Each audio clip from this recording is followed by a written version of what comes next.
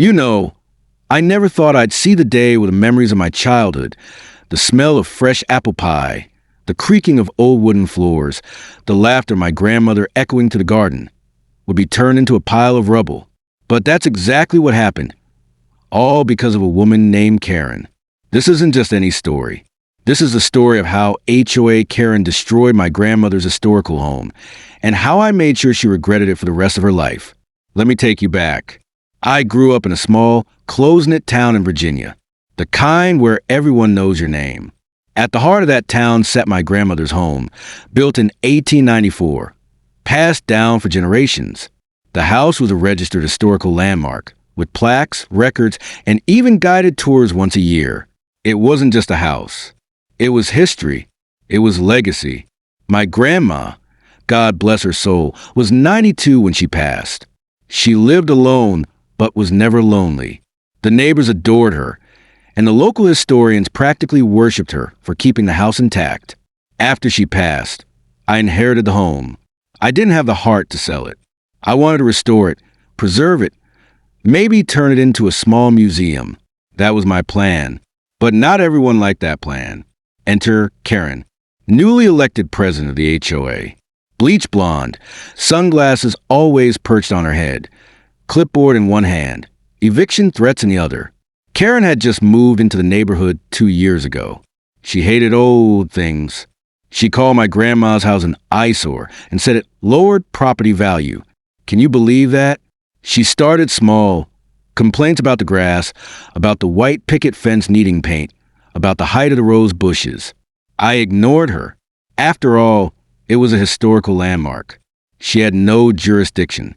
I had paperwork, permits, protections.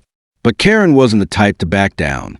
She went on a personal mission, calling emergency meetings, whispering to neighbors, and even forged a report saying the house was unsafe and vacant. Then it happened. I got a call while I was out of town. Sir, there's a bulldozer outside your house and they're tearing it down. I couldn't breathe. My legs gave out. I drove back 10 hours straight. By the time I arrived, the house was gone. All that remained was rubble. Memories turned into dust. And there she was, Karen, smiling, hands on hips. You're welcome, she said. Now the neighborhood can breathe again. My blood boiled. I didn't even scream. I didn't punch her, because I had a better plan. What Karen didn't know was that I wasn't just the owner. I was also a historical preservation officer for the state. I worked directly with the Department of Cultural Resources. I knew the law, and Karen had broken several.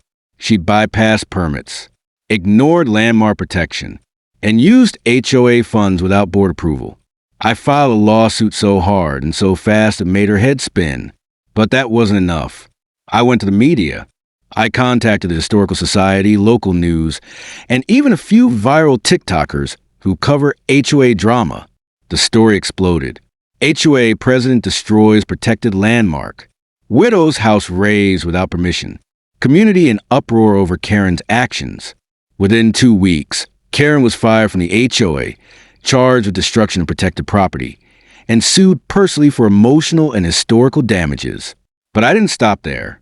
I petitioned to rebuild the house, brick by brick, and thanks to grants, community support, and volunteers, we started the process. Karen? She lost her house. Why? Because in the lawsuit, the judge ruled that her property would be auctioned off to cover damages. The best part? Her house was demolished to make way for a memorial garden honoring my grandmother and all that the original house stood for. Close with emotional but victorious tone. So if you ever think one person can't make a difference, think again. And if you ever cross a Karen who thinks she's above the law, just remember, justice takes time, but it always shows up